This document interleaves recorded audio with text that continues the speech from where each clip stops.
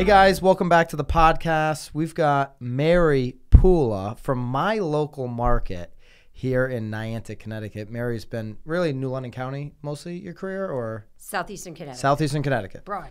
That's my style too. Keep it super broad, right? Broad. Connecticut, right? And then if it's not in my area, there's always an opportunity to refer it. But I've known Mary for a long time. My parents have worked with either you or your partner, who's been a partner of yours a long time. Before I was born, right? Like for a long, long time. We're the dinosaurs. No, I wouldn't say that. But what I would say is from day one, when I came into this industry, I knew that you were at the top and somebody I was going to look up to and learn from.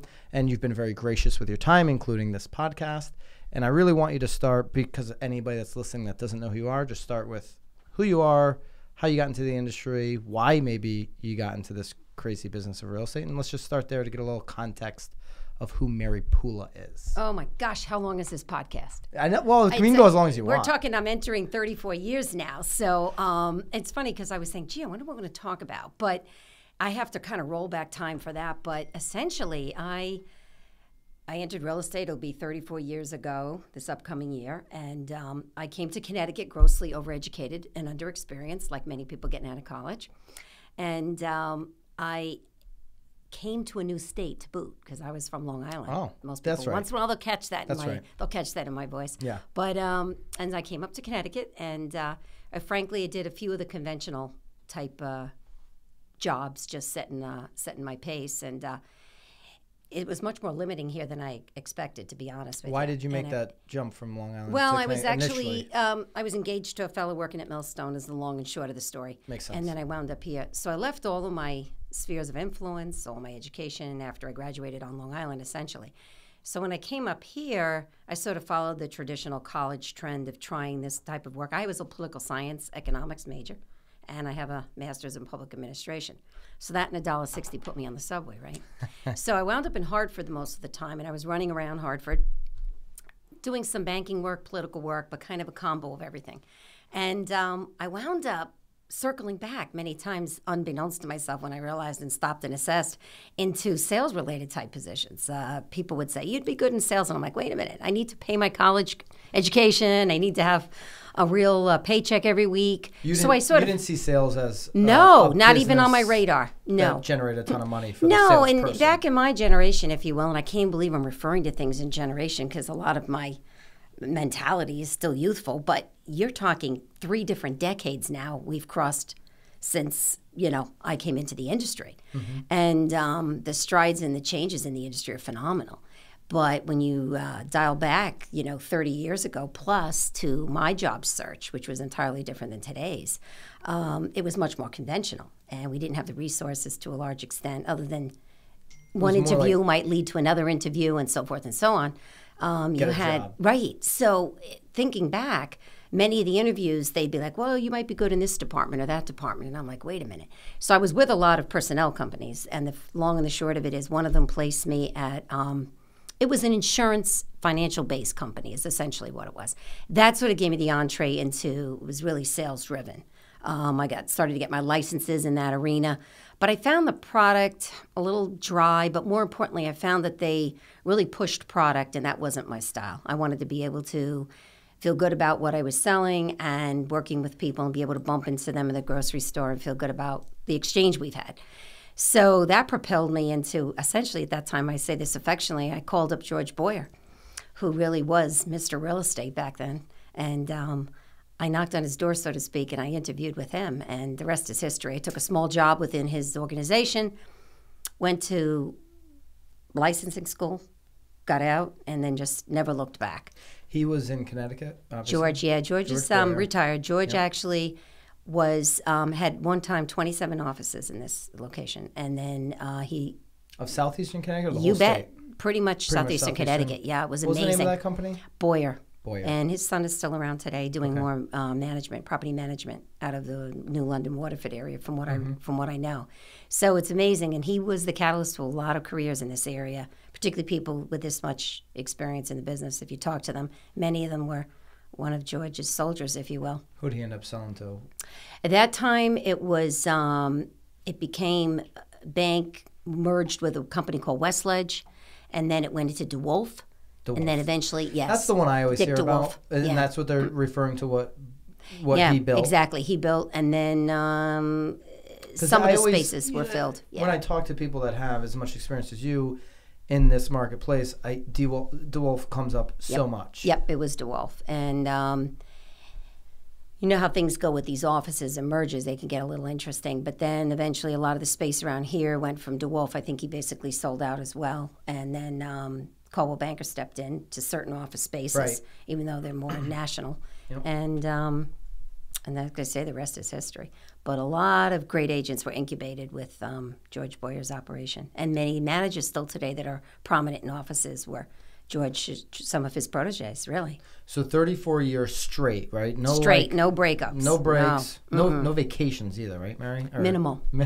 That's to do through my generation and yours. Yeah. I'm going to have to try to copy you. I got to learn from you.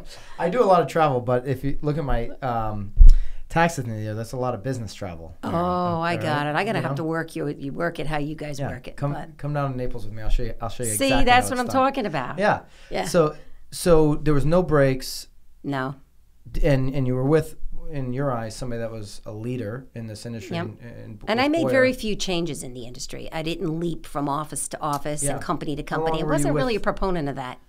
I was with, George had sold out at that point. He had a partner at that time referring, gosh, I feel like a biography with respect to this, but it was Irving Apert and he were partners. When they sold or were acquired by Westledge, there was, at least in Niantic, a Fairfield-based president that they had in place. And I stayed with them a while. And then I decided to make a change within the industry, not necessarily leaving one company, but one concept. And so I went into more individualized concept of real estate. And that's... Explain, what do you mean by that? Individualized? Well, as many of these offices are run, as you're somewhat familiar with, they're run with a very, I would say, there was a very institutional structure that they had. A lot of agents, bullpens, duty time, so forth and so on. And as I matured in the business, this was about year 6, I decided that I needed a more enterprising way to work. And I was ready for that platform.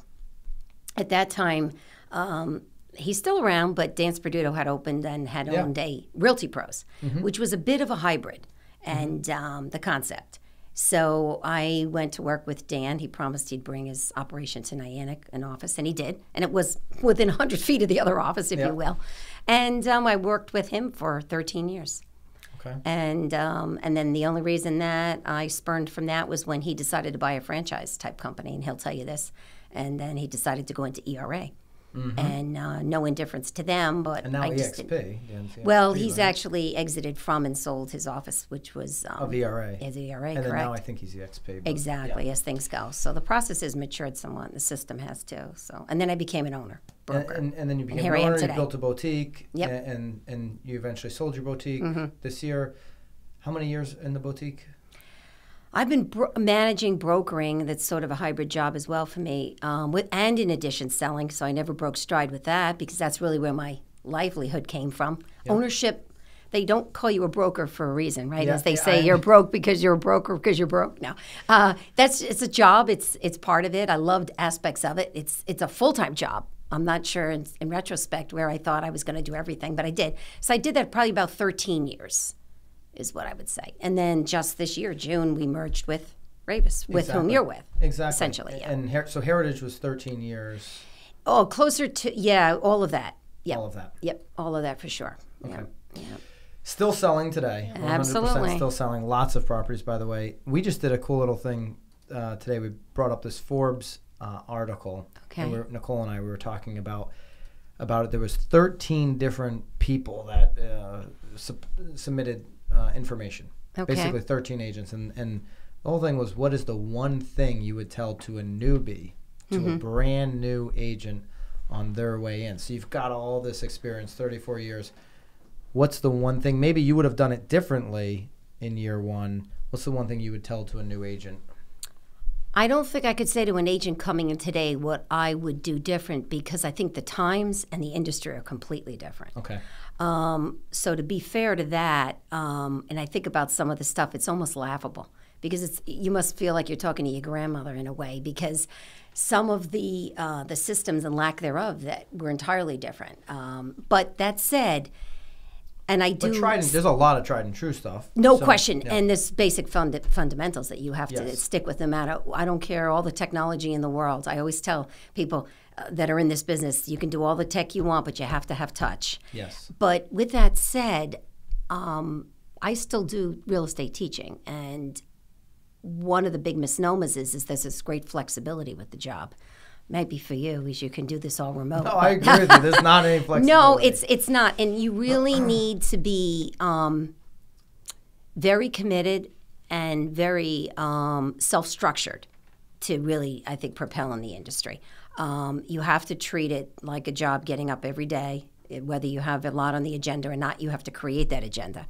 So I think that if I had to give someone a piece of advice, I'd probably say, I would mentor someone for a little bit, maybe work with them just to get a real sense of the job, because there's so much turnover in our business because people have a false sense of really what it's about. You know, HGTV gives the sense that it's all fun, there's lemons and limes on all the counters. No, a lot of times I'm sweeping up the cat stuff. So it's not, it's the way it's presented. So I think that it's a real working job. And there's some snappy sides of it, but for the most part, it's a lot of grunt work in our business. And it's one of the things I always say, like, you know, it's not a business to come into thinking like Saturdays I'm going to be hanging out with my family, for example. Doesn't mean you're not going to have family time. What's been a hack for you? I mean, for me, my hack is like my morning routine, you know, my 5 a.m. call, you know, that whole thing going on. What's been your hack? Because there's been multiple weeks where you work 7 days straight, over and over and over and over again. What's been your hack to, like, take care of your body, stay healthy, be able to put in these hours, and have a life? Like, what's been the one thing that's maybe enabled you to work a crazy schedule every single week? You know, unfortunately, I wish I could give you this great spiel of, you know, what I do consistently to maintain my sanity. I'm fortunate that the energy that the job takes just to move around kind of keeps me looking like I might go to a gym, but I don't. People say that to me all the time. I'm like, no, I don't go to any gym. I do the basement stairs really well. But, you know, that is one area that I probably have a great weakness in. Fortunately, I have a high threshold for pain. I've got a great family. Many top producers have the same answer too, right? Where they're like, oh, I just do it, right? I'm just super weak at being able to exactly, figure like out how many I do it. people are athletes at different things and really good at certain sports and have great hobbies. My you know, expertise is within the industry, and therefore I've become like I'm an athlete in real estate. So you get on your own personal treadmill of what you need to do and how you do it. And I'm not going to say that's a healthy way to sustain. And if I had someone going into the business like my daughter, who has no intention of doing it, I would hope that she could realign it. And I think actually your generation of agents is doing that.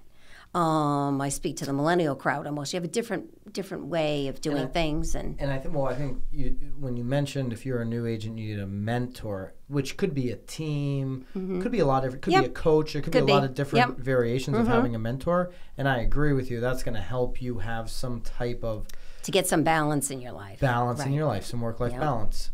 You have a team. How long have you had a team for? Well, I've been fortunate in that I've done real estate almost in 3 different ways, and it's almost been a decade change I have found. I ran solo for a solid 10 years. I had a full-time partner in real estate. We were equals for 10 years. Okay. And with then no assistants or nothing like that? I had an assistant. That's it. But so and that was your middle 10 years? Yes, my middle 10 years. I would technically call that an early adoption of a team before teams are really a thing, probably? You got it. There was, when I started to think about a team, there was only one person I knew in the industry that even had cultivated anything close to it, and I gave her a call. It was Linda Davis.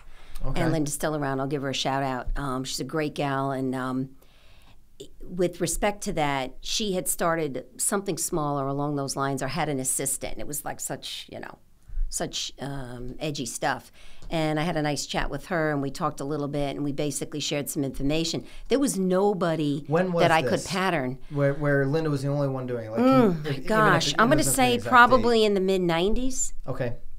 At best. So mid-'90s, locally here, there's really only one person do it, Linda Davis. She's doing it. And I gave her a call. I remember having a call and chatting with her, and I said, how do you work this? And she and I both talked a little bit, and she didn't have a pattern for it, but she had some advice to give, which was great. And we were it was trend setting. And I really looked up to her as well, because I would say Linda's probably got another, close to 10 years in the industry over me. So she's very much a revered veteran and well-deserved. But so I chatted with her a little bit, and we got on to there's no wrong or right, but we just sort of treading water with respect to that. And, you try to be fair with people, and you try to say, hey, what works and what doesn't. I would say to you, to this day, I have an assistant and one person with me, but I really don't have the kind of team like you have. These teams are becoming large, completely different scope than just one or two people working with you. And to your credit, that's an entirely different way to do the business and elevates it to a new level of how you're going to handle it. But I think for people considering a team, you need to be mindful that you're not propelling your individual career. You might be putting yourself in a position of learning and or being mentored. But if you want to individualize yourself within the industry, that's not something that you want to be doing forever, or you have to decide how long it is you want to do it. If you're inclined to want to build your career as an independent, it may or may not be for you. That's why a lot of these teams don't work. Here's where I really look at the difference too. Mm-hmm. If you're a true entrepreneur, you want to build a team, right? If you came into real estate watching HGTV and thinking, I'm going to be a real estate agent, then you want to be on a team. Meaning, to me, there are no, I want to be a real estate agent, I just watch HGTV type of thing, running around building and doing the insanity of building a company, whether it's within a company or out as a boutique or however. Because when you're building a team properly, and quote unquote properly, right? When you're doing it at scale, you're running a business. You're an entrepreneur, right? And if you want work-life balance, you want the Saturdays, you want to do more of the HGTV type of stuff, you're going to fit in more as an agent fulfilling a role on a certain time. So they have to decide, where they see themselves within the industry and where they want to go with it. Because people that are very effective and are happy on a team, and let's face it, we all work more productively when we're comfortable in our environment. So for someone to be comfortable on a team, they have to say, hey, my success with people that want to be on a team are particularly those that don't necessarily want a spotlight. They're not necessarily tracking numbers. That doesn't mean a lot to them, but they're at a place in their life where they're selling real estate and they're good at it, but they don't want that to define their life. Right. And or they may do it in conjunction with another job. I had an airline pilot on my team one time that they're regulated by hours as well. Sure. But at the same token, when you're in the air, you're in the air. You can't be talking to somebody. Can't be two places. No. But you also have an awful lot of downtime.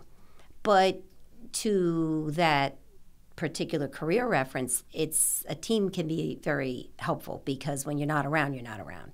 And it's also enables you to take those large stints of time that you need when you need them. And then it's full coverage. So you have to kind of decide what suits you best. I think the ideal partnership where you have someone on a kind of, let's call it an even keel with you, the beauty of that is that when you walk out on a Friday night, if you happen to be in a great partnership such as I had, where Friday night, if we alternated a weekend and I was fully off, that person was on. Yeah. And it was like the left foot knew what the right foot was going to do and vice versa, or left hand, right hand type of thing. It was perfect. Well, I mean, in teams, there are so many variations. Sometimes I throw the word around team and people are only thinking the big teams. I look at a solo agent who has an assistant as a team environment. They're running a true business to me. Yeah. Anytime you have just an individual agent that's relying on their brokerage, I think over the next 5-10 years, and I've been saying this for 5 years, and that's played out over the last 5, they're extremely vulnerable. Meaning, just pull up the top 50 agents in any marketplace on any MLS, and you can run down that, and the far majority of them are going to have at least an assistant working with them, right? Well, the industry standard roughly has always been, 20 or 25 transactions a year or more, you probably should have somebody working with or for you. So that's sort of been a little bit of a loose rule of thumb. And then as it escalates from there, but you can pull up the top 25 agents at any given time, and there's such a huge disparity between the top 5 and then the top 25, right? Even at that level.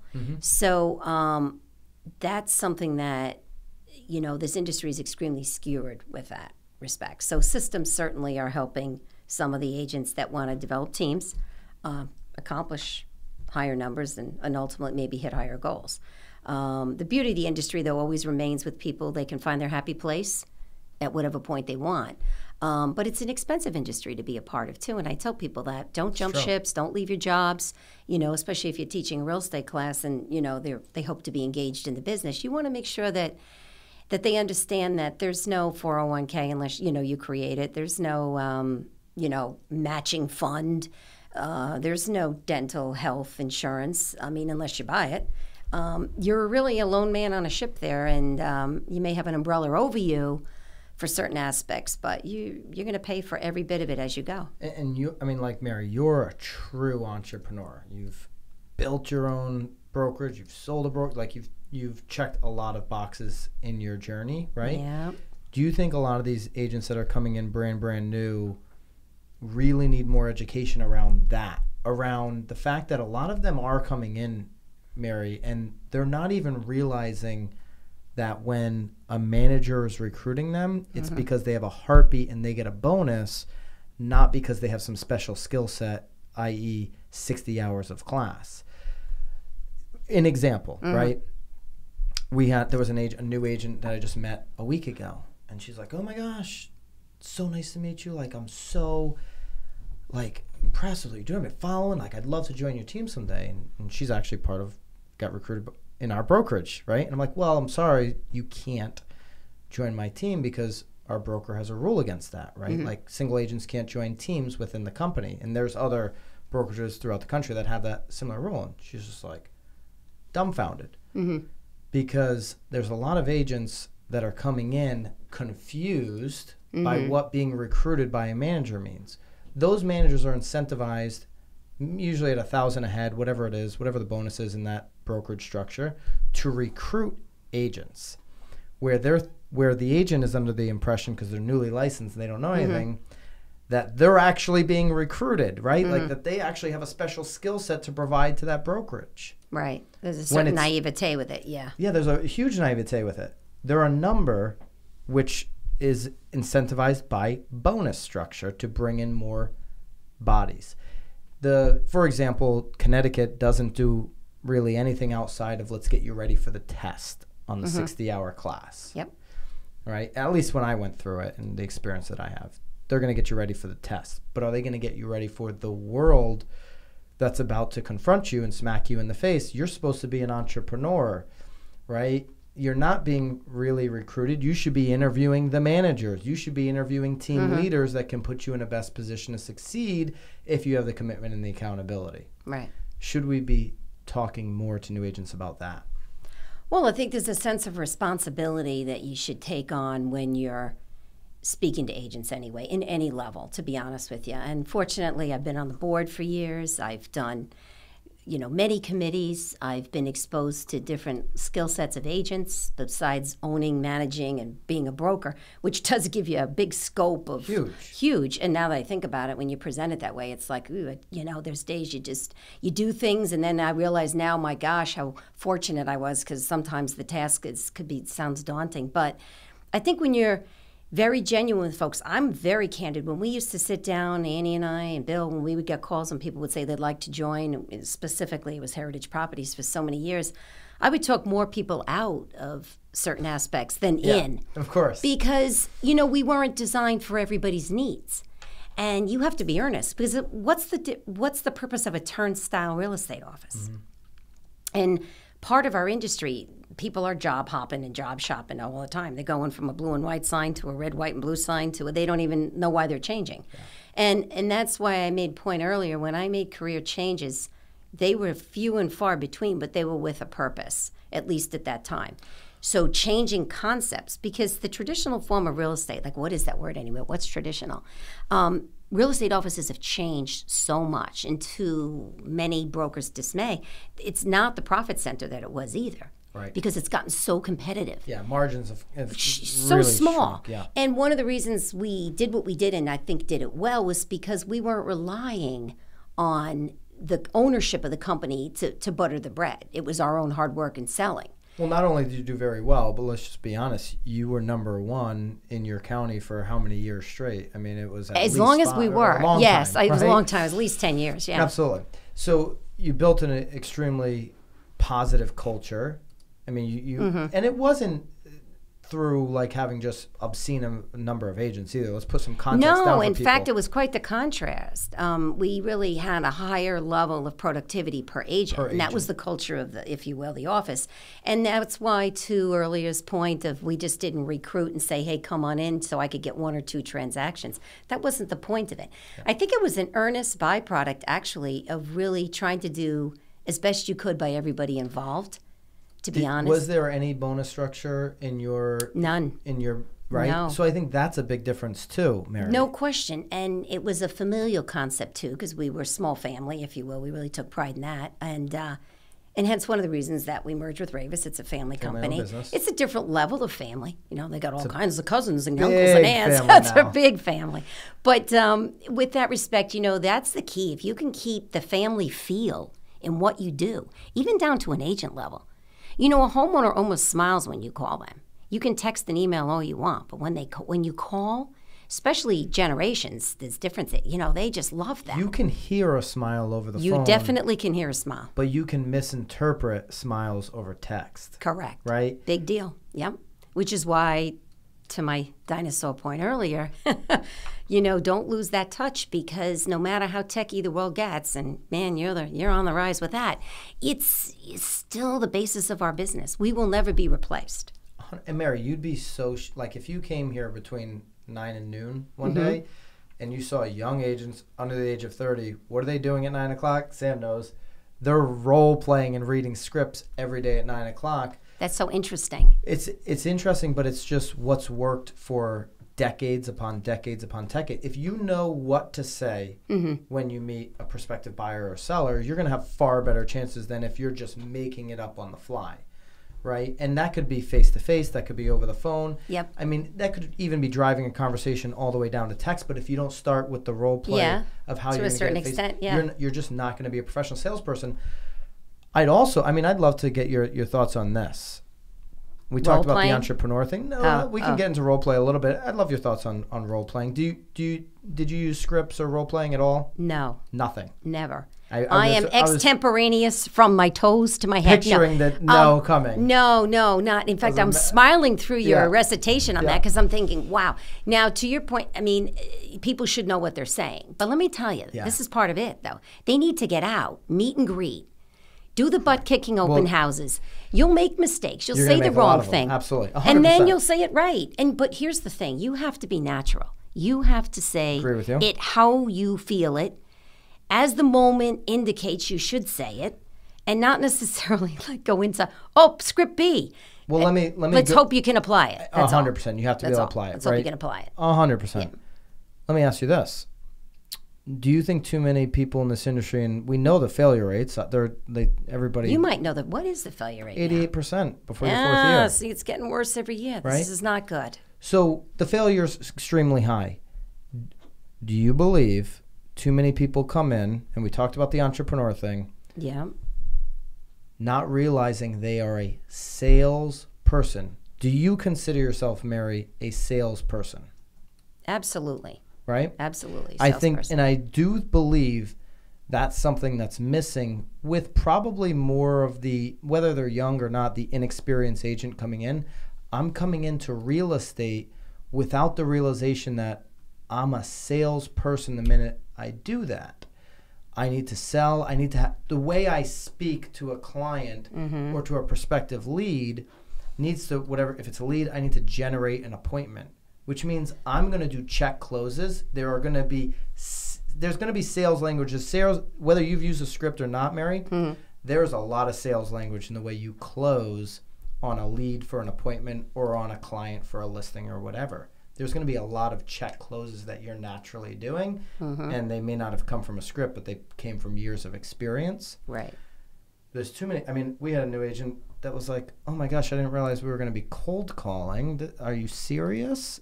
How else are you going to learn to have these conversations? Right. There's only 2 weekends in a week. So Monday through Friday, you better be on the phone or conversing somehow with prospective leads. I get it. On the weekends, you can do it on open houses. But Monday through Friday, you've got to be doing this every single day. And those are sales conversations with asks, right? You're asking for something from somebody, an appointment or whatever. Do too many people shy away from the salesmanship that it takes to be a great agent? It's an interesting question because part of me says part of the problem is that even though I'm proud to say that I'm a salesperson, I'm going to asterisk that by also saying that the client's, you're responding to a client's need, and that has to supersede the sale.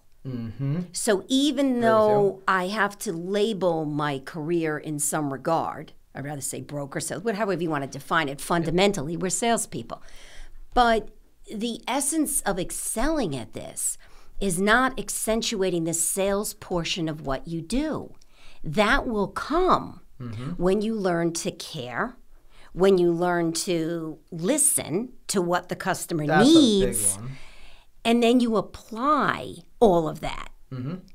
Then you're doing a full-run, genuine response to what they're seeking out your services for. So the failure rate is so daunting, and it's going to be interesting to see if the application of some of what you're professing to be a need for particularly this generation coming in is going to produce a better line of agent and hold them longer. I don't know. It's going to be very interesting. Yeah.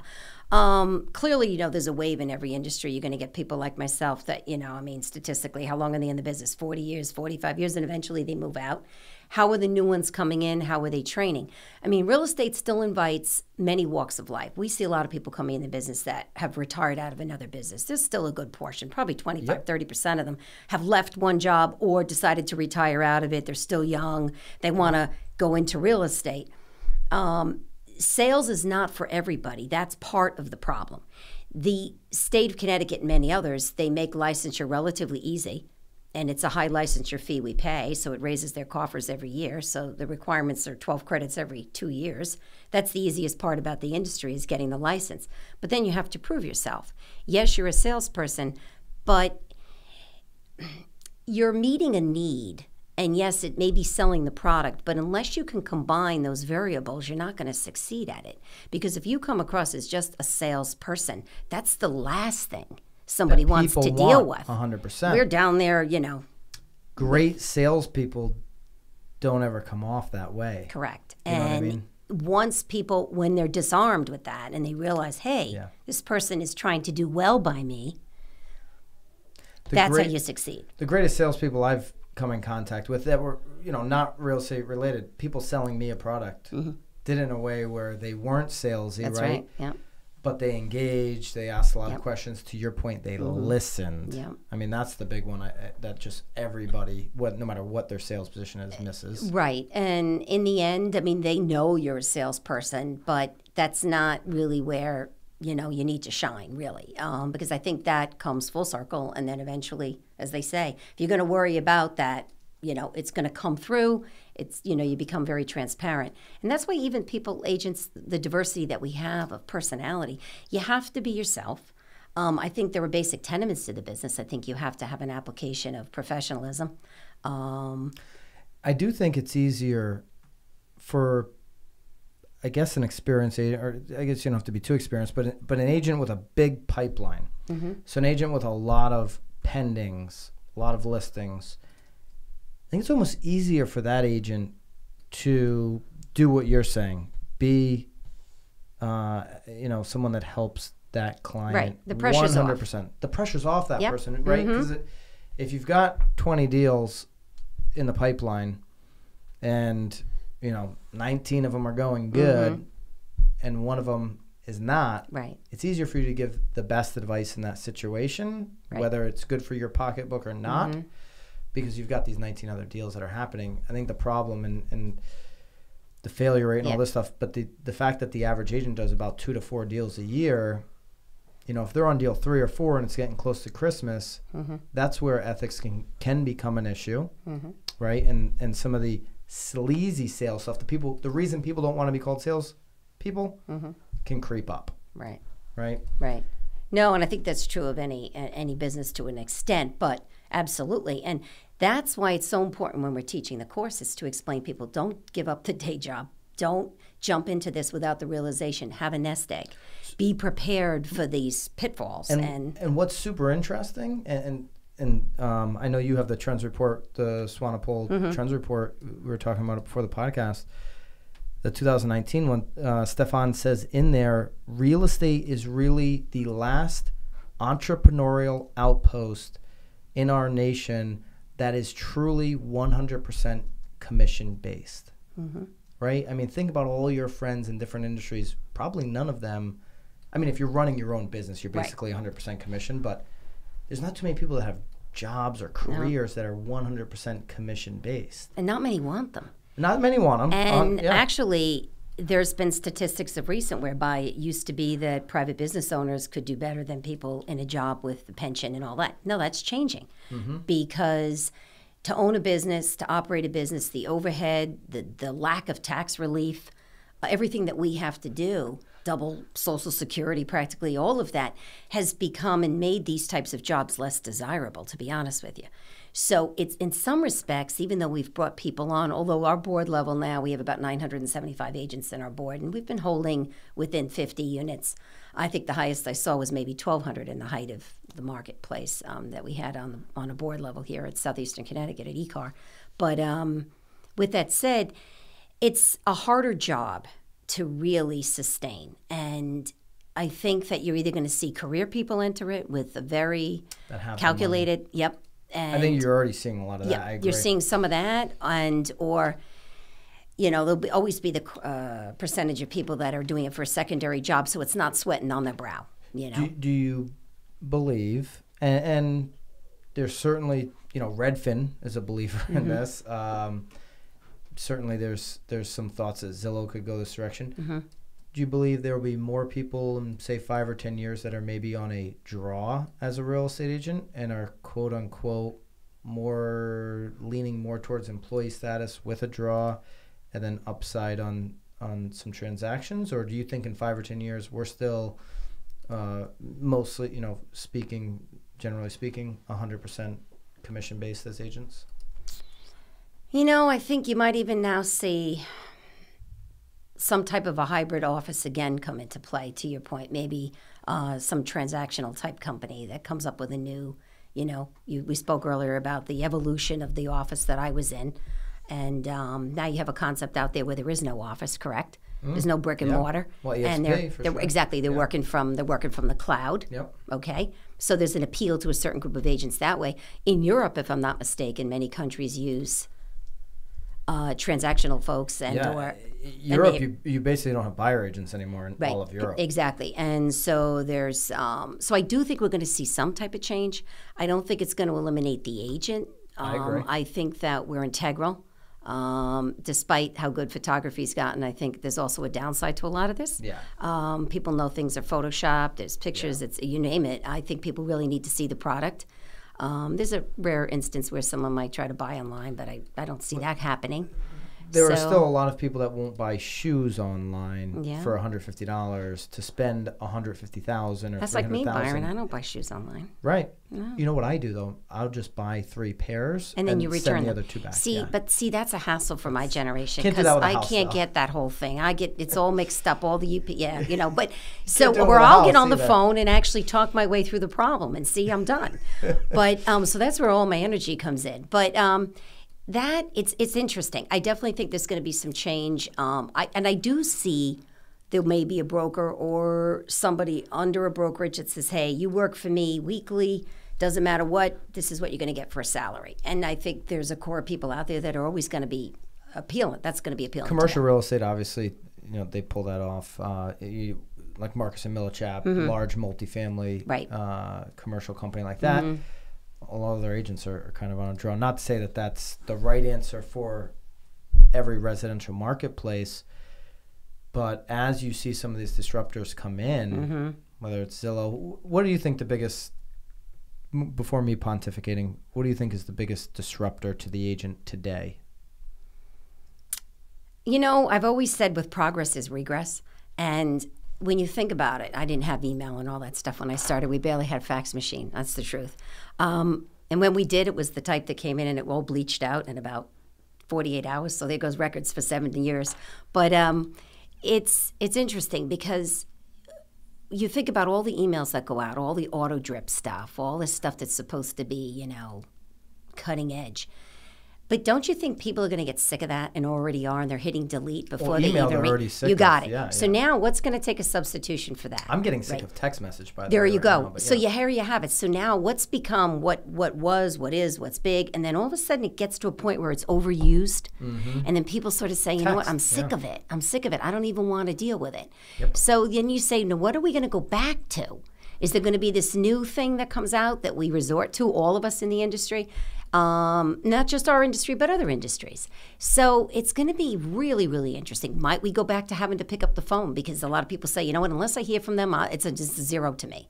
Look at the robocalls we get. You're picking up the phone. You don't even know who's on the other end. But so what? Yeah. I wish I could pick one thing. To your point, I think you're right on with, now I don't know it's necessarily picking up the phone. Yep.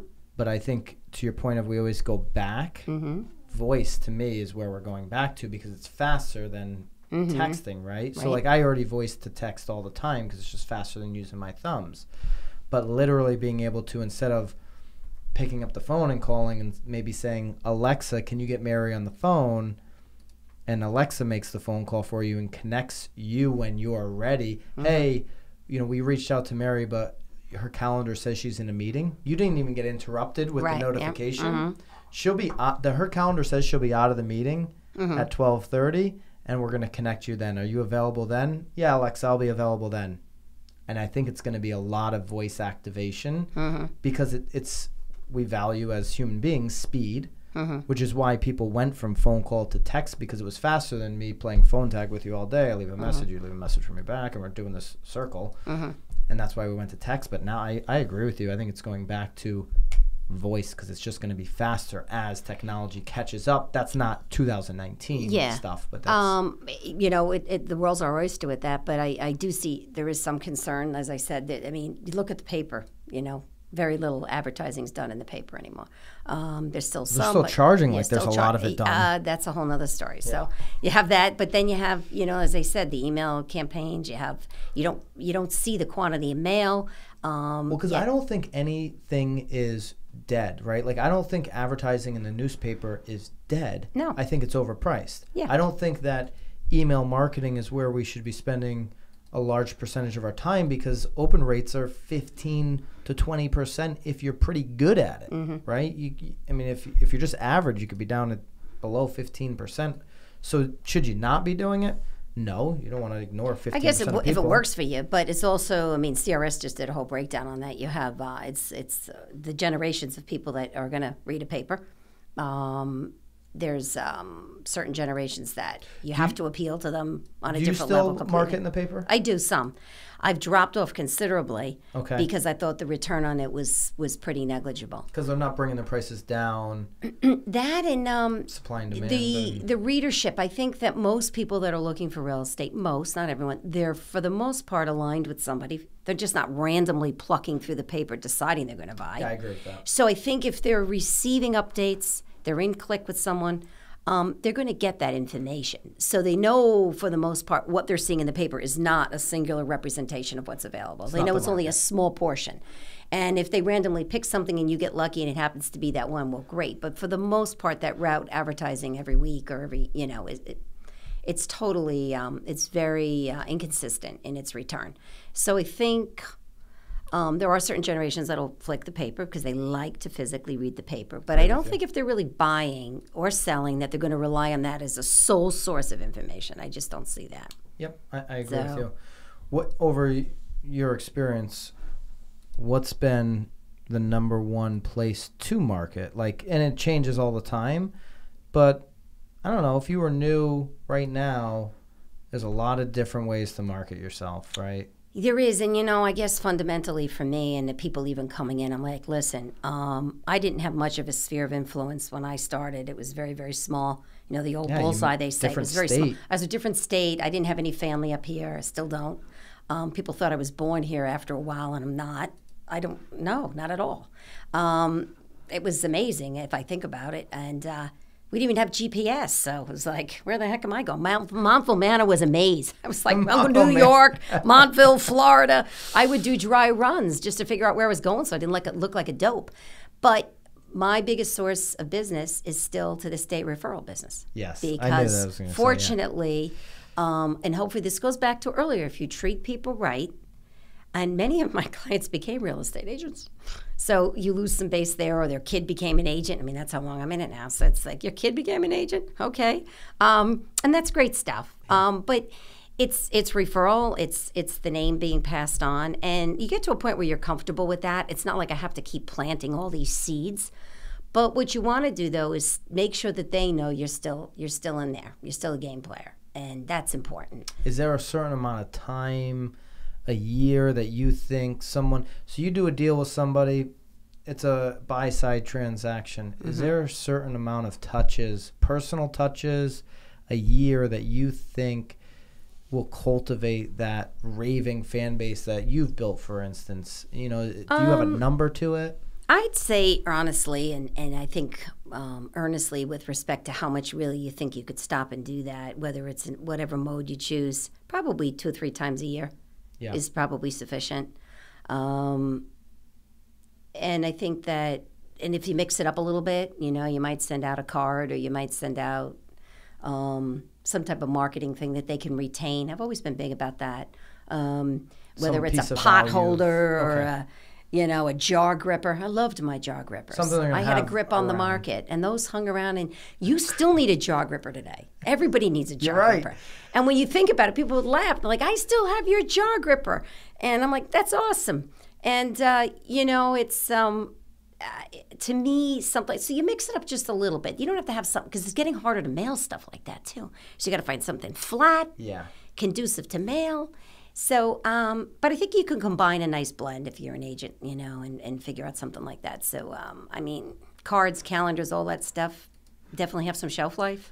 I agree, though. Once you get into the business, I think when you get in, exactly what you said, having a mentor, being on a team, that type of thing, so that you can generate now business, so you can figure out how to set appointments.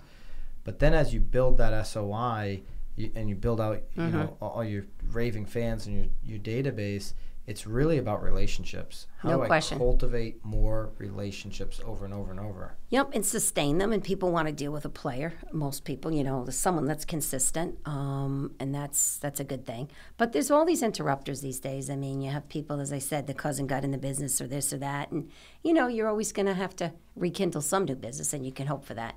So you treat each potential new client, as if they'll be a future client, and then hopefully they are.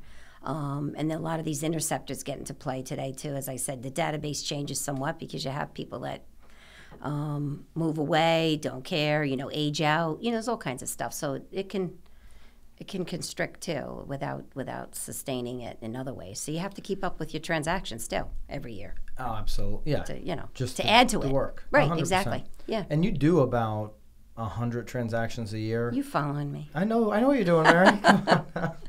It's funny, you know more about me than I know about me. You do about 100, right? 100 a year? Oh, yeah, that's an average exactly. of that. Yeah. And how long, roughly, do you feel like you've been doing about that number year over year over year? Where you're just like, I'm going to do 100 every year no matter what. And I don't, that's another thing, and you'll probably shrink at the thought of that, because I don't have this goal board, this, at this point, because, like I said earlier, I'm this professional on this sort of, subliminal treadmill that you create. you're just doing it, and as a byproduct of it, that seems to be a consistent number that just keeps working. So I don't go out and say, oh, I did this in January, I have to do this in February. You just stay at it, and when you stay at it, it's there. But it's been a long time. You've been a long. Oh my gosh, I basically would say doing for over 20 years. over 20 years. Oh, I would say, yeah. So that's super interesting, right? Because over 20 years ago was the late 90s, right? And in I would between, say it's probably that. in between the late 90s and today, we had 2007, we had 2008, we had 2009, right? Yeah. Did you continue to produce? I mean, we know a lot of agents, even in this marketplace, that were really strong agents that went out and sold insurance or went out and got a day job or did different things during that time frame. You never left the industry. Nope. Did you consistently sell? Now I know the sales prices went down during. Yeah, during they that sure time frame. did. Yeah. Did you keep your numbers, your transaction, your unit numbers? Always. And maybe, I don't know, I didn't micromanage. Ann says the same thing. Yeah, and it's funny because you could ask us, people would think, you're kidding. You don't know. No, because we didn't sit around worrying about that. You did it. But it could have been, maybe it was 85 one year, but then another year it could have been 110. So it leveled itself out. But always, right up there. We could be coming into, we could be a year, we could be a month, we could be 3 years away, but we are coming into a time frame where there is going to be a recession, right? I know people don't want to hear that, but that's what's coming in this country because we've been on such a good swing for so long now. Certainly in Connecticut, they don't want to hear that because they're like, wait a minute, did we miss this? Where's the swing? Did it happen? Right? But we really have. We've been riding high for however many years. And with this coming, what's your piece of advice to an agent to make it through those years? You made it through the biggest crash, right, of a recent memory in real estate, and you did it without missing a beat. What's your piece of advice to agents entering potentially that time frame? Well, it's the same advice you try to give clients when you go to the kitchen table and you find out, and for a period of time this was a problem. There was negative equity. So you would reflect on what did you do to get to this position. And you have to establish a budget that's plausible and consistent. And you can't also create a lifestyle that you can't sustain either. Yep. So if you think you just had a good year and you're buying this snappy car, or you go out and you try to lease one and you get it, and then, the next 6 months it's like, ooh, why did I do that? No, that's not smart. You have to actually set an example. So when you go to a kitchen table, and there's many a time where I've sat there and said, wow, you did this 3 times for education. Guys, you really weren't in a position to do that with this house. And they look at you, and sometimes you feel older than your years, when you're doing that. And then there's other days you feel younger than your years, and very fortunate when you walk out. But I think it's really keeping low to no debt in this business is very critical to being able to walk the walk, and you can keep talking the talk without sounding desperate, without sounding like you're a salesperson, without sounding needy, without being pushy. You have to be the same person, the giving, caring. Ultimately, you have to say to your customer, what's best for you? It can't be what's in it for you. It has to be all of what's in it for them. 100%. If they don't get that feeling, there's nothing, you're not really being effective. Yeah. Honestly. So you've got to, if you're an agent, and I tell agents all the time, first of all, don't get in if you're already in debt. That's ridiculous. Establish a budget. Don't get into the industry if you're in debt. Yeah, have yourself 6 months worth of slush fund. Understand that you may have another 6 going forward where you don't have any income. I mean, the biggest reward I got in the business was when I was in 6 months, and I was named Rookie of the Year. They used to have all these little, award things, and I didn't think much of it, but it was nice enough. But I went into the office manager and I said, I'm sorry, if I'm Rookie of the Year, what is everybody else not doing? How can I be Rookie of the Year? I don't think I made $6. I'm thinking to myself, in retrospect, are you kidding?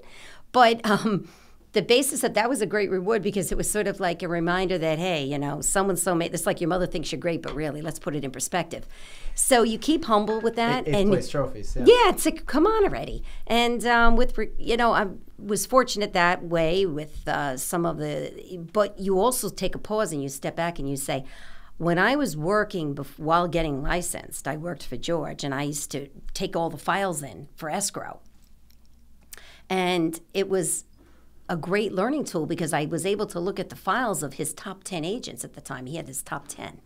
And I was looking at the notes, the lack of notes. And back then you had to write everything down because that's how it went, right? You think about the records we need to keep for 7 years in our business to protect your client. And I'd look at the stuff and get horrified. And I'd be like, you kidding me? And these are the top 10? So you learn from what people don't do well as much as what people do well to help propel yourself. So I think that the industry, you have to be, keep a steady eddy about what you do and who you are, and be very conscious of the fact that, you can have a good run one year and the next year, and those taxes are there, those quarterlies are there. Yeah. And I agree with you. They're at your doorstep. The cash is going to be king for those that want to make it through the next downturn. In the last one, what did you do specifically you had to have been in a place to keep your numbers consistent. Mm-hmm. You had to have generated more leads than when times are good. Just because there's a lot of leads, to your point, that couldn't sell, didn't realize that they were actually underwater with where the market was. So how did you generate more leads to keep your numbers consistent with years past? I think some of the trouble within the economy might have been self-generating unto itself. In other words, those leads might have been greater at a pace because people were in trouble. So talk to me, Mary. Some of it might have been just a benefit to the bad situation we were in. And even I found myself earlier today. You thought you actually had more opportunities during that time? Yes, in some respects. Unfortunately, because of the poor situation some other people might have been in. You were walking away from a lot of situations where I'm not getting a listing, I'm not getting a buyer, but I'm talking to more people than I do when times are good. I'm giving them, it's almost like credit advice, so to speak. Yeah. You're saying, hey, if you do this and do this, let's watch it. Maybe next year things will be a little bit better. Let's try to track this, and then maybe we can be more proactive in 6 months. Things like that. So you were I felt like I was a counselor a lot, and I still do a lot of real touch stuff with people. You walk into a home, I have a house on the market now, and they're an older couple, and I'm sad that it's on the market. And they tell me they're going their different ways, and for 6 months I tried to talk them into staying together, before I put the house on the market. Come on, you can't, I'm like, really, did you talk to your kids about this? Are you sure? And you find yourself, I don't need to list a home to someone else's in distress. It's more, if the ends to it all is the home to be sold, and that's really what you want, then I'm there for you. But let's make sure that's what you want. Let's make sure that's what you need, because some people can get very emotional and make poor decisions just on the basis of a bad time in their life. So, this is all what makes you kind of. You talk about salespeople earlier. Well, I'll tell you, what's your real good skill set? What's the skill set needed to be a really superstar agent? You think about it. Well, you have to have a great humanitarian quality to yourself, right? I think you do need to be compassionate. I think you need to be articulate. I think you have to put the client above your need, of course. You need to be aggressive, but yet with panache, and I think the term salesperson gets really, personified as being, a swashbuckling kind of individual. And I think our industry has no room for that. And I don't really think when you look at the top agents in our board or even in the state, I don't really think that's their MO. And I don't even think if people were to define them, that's what they would define.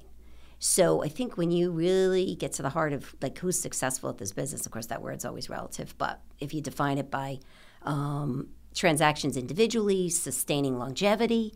A lot of it comes from just really fundamental roots, caring for people, working hard, all of that. I agree with you. And you can care until you're blue in the face, but if you're not willing to follow up on leads, which is sales skills, if you're not willing to, run down your open house list and see if one of them might be interested in buying something, these transactions are not going to fall out of the sky. No. Not at all. But to that, you referenced open houses. A true professional, you don't lose sight of doing them. I do them all the time. Absolutely. Yeah, that's how you keep yourself sharp. That's how you remind yourself what it's like. That's such a good point. I think there are a lot of agents that are new or maybe just newer, maybe 5 to 10 years in the industry that are like, I'm over the open house phase here. Like, I'm done with the open house. I think open houses are not going away anytime soon.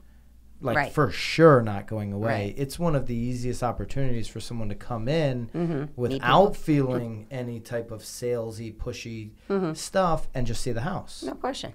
And so you're still doing them 34 years later. Yeah, I'm still doing them. I even make the coffee, dump the trash. You know, you don't lose any of that because it makes you who you are. It reminds you of, just everything from the fundamentals to the, it's, that's so important. And in fact, I find that's part of the problem. A lot of the agents are just thinking it's all, snapping appointments, buying leads. Oh my gosh. That's a surefire way for these agents to go in the poorhouse overnight. I agree with you. Shouldn't be doing it. Have you bought any Zillow leads over the last 10 years? Did you buy some and not a lot? What's your I think Zillow's? At one point in time, it's going to sound terrible because I can't even tell you if I still had it or had it for a short time. It was it was like Niantic Zip for a certain amount. It was very small. On Zillow or something Yeah, else? I think it was Zillow. But no, I don't buy leads. In fact, I get companies calling all the time that want to explain their new Mary, we're looking. You're listing. the number one agent. Would you like some more leads? Can you handle some more leads? They don't even say that. Half the time, they don't even know who they're talking to. Then you know for sure they don't even know what they're selling. No, they'll say, we can. Some of them will have a bit of a backdrop, but don't you find some of them that call you, they have no idea who they're talking to? Usually, I get this one all the time. Byron, do you think you can handle any more listings? Hey, how much does it cost, buddy? I want to know right now or I'm hanging up. And then they won't tell you the cost. No.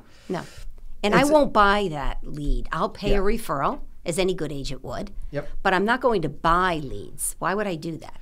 Do you, I hate it when they won't give me price over the phone.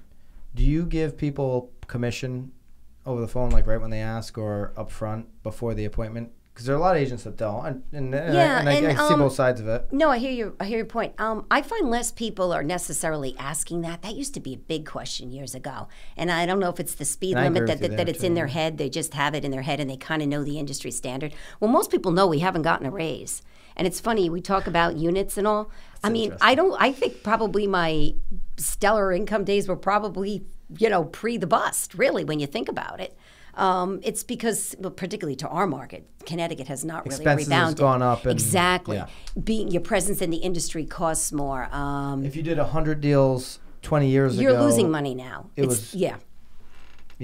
You did so much better then than you do now. There's no question. That makes a lot of sense. And so actually, it's going to be very, very interesting, how the track goes and who takes us to the finish line with all of this. But and I can't say there's a right or a wrong. I think there's going to be a nice, melding of all of what we've talked about. But and I'm curious to a point of where it's going to go too. I don't know. We're rolling the tables around. Where do you see our area going in the next unit-wise? Next 5. Unit-wise, just specifically. Hanging the same kind of units. Do you think we're going to be selling more? We'll hit more units this year than we did last year, which is the same since 2012. Right. I think that in 19 specifically, if I have to go my prediction mode here, I'll say 19 will be just as many as 18 or a little bit more. I do think in the next 5 years we will go down in total units. But here's what I ultimately believe. All the technology and the way people are living, that we will actually see transactions happen quicker over the long term now. I'm thinking, I'm talking 5+ years. I think transactions will start happening a lot quicker, which will enable people to do a real estate transaction more frequently. So I think people are going to buy and sell more over the next 50 years than they did in the last 50. And I think that'll be across the board, our area included. And New England is kind of odd in that scenario, right? Like, I go down and I spend some time in Florida, and every time I'm in Florida, I study what's happening in the market. I'm super interested in other markets. If you move from Ohio down to Florida and you buy into a gated community of, say, 3,000 homes or something ridiculous, which we don't really have here, but they have these gated communities, 3,000 homes. Right, exactly. You buy in there and you buy a 2-bedroom, and then you realize, oh my gosh, this was the right move for me and my family. I love this lifestyle. I love Florida. But I want bigger or smaller. But I want a 3-bedroom. And they'll literally sell and buy in the same community, which is why Florida has this ridiculously high turnover rate. Yeah. People are like, I am free, right? I'm retired, everything's... And then 20% of them die, too. So there's a turnover right there, Byron. So, there's a lot. And so the turnover is... Or they decide they didn't like it, they move back home. Right. There's a lot of... There's a ton of turnover, but they're just like... They just ripped the Band-Aid off in Ohio or Connecticut or wherever they're coming from. The Band-Aid of, I've lived in the same house for 25 years, I never moved, all this stuff. They just did it. They moved into a totally different state. Now it's like you talk to them 5 years later, they've bought and sold 3 times in Florida. Maybe they're coming back, buying something else.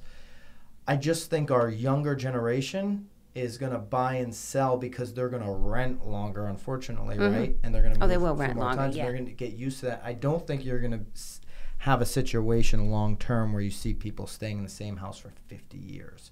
Job has a lot to... There's a lot of different there's variables. a lot of factors, But our market overall, if I look at the disruption that's happening in real estate to the industry, if I look at our local market here, I don't think we're going to have any change in the next 5 years. Open Door won't touch our market right now. Zillow Instant Offers won't touch our market. We're too small. We're too... New England is too chopped up to put an algorithm behind, right? You can drive down any one of our streets in our neighborhoods and it's a cluster of, okay, one house you drive by is 500,000, the next one is 250, and we're eclectic. We're the battleground for all of this new tech is Arizona, because you have these communities like I just mentioned in Florida where you've got 3,000 homes that all look exactly alike, and density's high there. There's 4 floor plans. Yep. So it's just easier to disrupt that type of a market because you have scale. Where here it's very difficult to do that. You also here have people that are very territorial, right? It's why every single one of our towns have 4 different town names. I thought I was in Jewish City. Yeah, you are. You're in Griswold. I'm in Griswold. What do I mean? You mean Patchogue Pond? No, Griswold, right? Like, there's all these different... The zip codes are, Yeah, I mean, Mystic. People think Mystic is a town, right? And it's really not. No. So you have a lot of that here. I don't think... But that doesn't mean that this change isn't coming. We're just getting a 5-year window head start here in our industry change. That's what I believe. Well, in part, there really weren't a lot of industries in this area that were providing that transiency seed that you spoke of that's going to generate that type of density. You're starting to see some apartments be built and all to accommodate these rentals. And then that'll attract some of those younger generations to come in and say, hey, I'm starting to work here and I'm going to rent, unfortunately, for a period of time, like you said. But until we have those industries that are going to put the pedal to the metal with people needing to move, you're going to be with the people that grew up here or, we're here for a period of time. Certainly here locally, That's why we took such a gut punch when Pfizer went out, because many people that did come were here for a period of time and then expected to, they planted seeds. Yeah, if you're listening from somewhere not local to here and you're in a place that has a lot of jobs coming in, that's a great place to stay. I mean, that's one of the things that I think holds us back, certainly, from our transaction numbers going up is the fact that we don't have a lot of jobs coming in. Right. And so you've done it a long time, Mary. How much, and you're super successful, so it's not, I'm not counting your money, but it's probably not for the money at this point, right? No. So how much longer do you think you'll do it, and what is going to continue to drive you today? Because you said you're not really into the numbers and you don't really so what's driving you still? Although let me say this, because the podcast might be multi-purposed in that you have agents, and I do take heart to people coming in and people sort of aspiring to make this a career. Even though I've done very, very well with this business, when you leave this business or you retire out, such as people like myself, if you're in it 40 years, right? Where do what are you gonna do? Go to another job? So you have to make up for what you don't have coming to you from a pension. Let's say you have no pension. That's it. Yep. I mean, I have my brother, my sister, younger than me, and they're all getting ready to retire. Well, I still have a daughter in college, and so forth. But, so do I work, not working for the money per se, but I am working for a living still, of course. But if you're planning on making this a career, you have to work hard and double time to actually be able to walk away from it as a career and not expect to be doing yet another job. So from that perspective, you have to make up for what you don't get. There's just, honestly, if there's a bunch of people at the coffee pot that say, hey, that's great, happy retirement, and have a cake, that's it. So there isn't a pension. There's no, you have to create anything or everything for yourself. And that's where a business really takes a tough turn for people. And I'm not even sure there's enough broker involvement with that, to be honest with you. Definitely. I don't think there's a real sense of caring on that level, to be honest. I think that they need to invest more time and energy in their people, just as other companies do. You know, you hear about companies that offer this on a Friday or that on a this or a health club. Well, we get, you know, I'm not saying there's not donuts at a meeting, and I don't even agree with donuts at the meeting, but okay, they do them. They should forgo the meetings and the donuts, but they still like them. But they've got to start to change their mindset on how they want to cultivate and sustain career agents. And when you're talking to some of the top people, and if you really look hard and long at the hours we've put in to where we are, I probably would have been better with a company with a pension, to be honest with you. But that's okay. I'm blessed to have done the job and love it. What would you do if you retired today? What would you do with your time? You know, you've been working such long hours for. Right, exactly. Yeah. You know, I'll have to give some thought. Well, first of all, there's always. You always want to be able to donate some time, a quality of life to somebody else that might be less fortunate, whether it's any type of mentoring outside of this field. You know, if you're involved, which I am, I'd like to be more involved in my church, you know, give back to some people, maybe do something a little out of the box there. Maybe take a course, do stuff that I've not been able to do, you know, whether it's a cooking class, whether it's a dance class. Do something a little bit more personal for myself, maybe health related too. That would be kind of fun. Family time increases. I can take some more courses. Mary's been thinking about this. Oh no, but you know what? But those are things you do to sustain your mentality too. With things you think, hey, you know, and so you know, when you had a long day or a long week or a long month, you know, you sort of transport some of what you think, and you do things. You always try to pay forward a little bit. You know, you can make your day change just by helping someone out in a different way that you never even thought would come your way. But do you think you'll probably, I don't know, I'm guessing, do you think you'll be in this industry for the rest of your life no matter what? I think there's always a part of you. If I've been in it this long and people like myself, I think you're always going to. People. Oh, yeah. I think there's always going to be, there's a pulse within you that just keeps beating. And I think that I would be involved in some capacity and always sustain a license so that I can not only refer, but to be maybe useful to somebody else. I mean, as the industry changes, who knows what they'll need, you know? They just might need someone competent at open houses that doesn't mind doing them and gets paid to do them. I'd be excellent, wouldn't I? Because I know how to command the audience 100%. There. And then if you pay me, fine, that's okay. That puts butter in my bread for, you know, my retirement years. What do I care? But it's not like I'm selling per se, but I am. But yet I'm substituting, right? I'm the Vanna White at the day, you know, of the day. Who knows where this industry is going to go? So you keep your options open. And if you stay, you know, on the curve of knowing your product and knowing your people, and keeping those skill sets up, I think there's always a job for you in this business. It's a great business. And I agree with you that there will always be a job for people that know the business. Yeah. And because the industry is not going away, there will be some jobs that go away, but there will always be a job for those people that really entrench themselves. Yeah, absolutely. 100%. Mary, it's been an absolute pleasure. Thank you. I really appreciate your time. And I don't know if anyone else got anything out of it. I'm certain they did, but I got a ton out of it. So selfishly, I'm super thankful for That's okay, and thank you likewise. Anything you want to leave with? You want to ask me? You want to say, you know, anything at all? Well, I know that I'm always available. I think, you know, I've always said true professionals in the business are always available to people that want to talk on a personal note, have a cup of coffee. You're always sharing. There's nothing to hide. Because the fundamentals are what we're always talking about. And if people want to do that, and it's funny, very few people take advantage of it, even a lot of new agents. Do they come up and ask you for some time just to say, hey, can you help me kind of quaff my...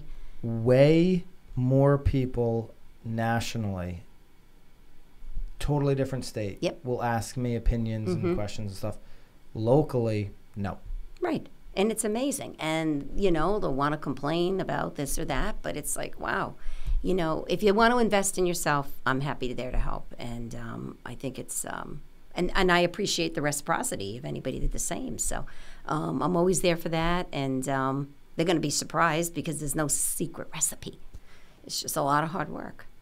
Where can, and we'll link it up, obviously, on our end, but where could people reach out to you? Right down the street at the other Ravis office and or my cell or my email. I'm always on. Mary.Poola at Ravis.com. Mary.Poola at Ravis.com. We'll link that up. Mary, really appreciate your time. Pleasure. Thank you so much. Thank you.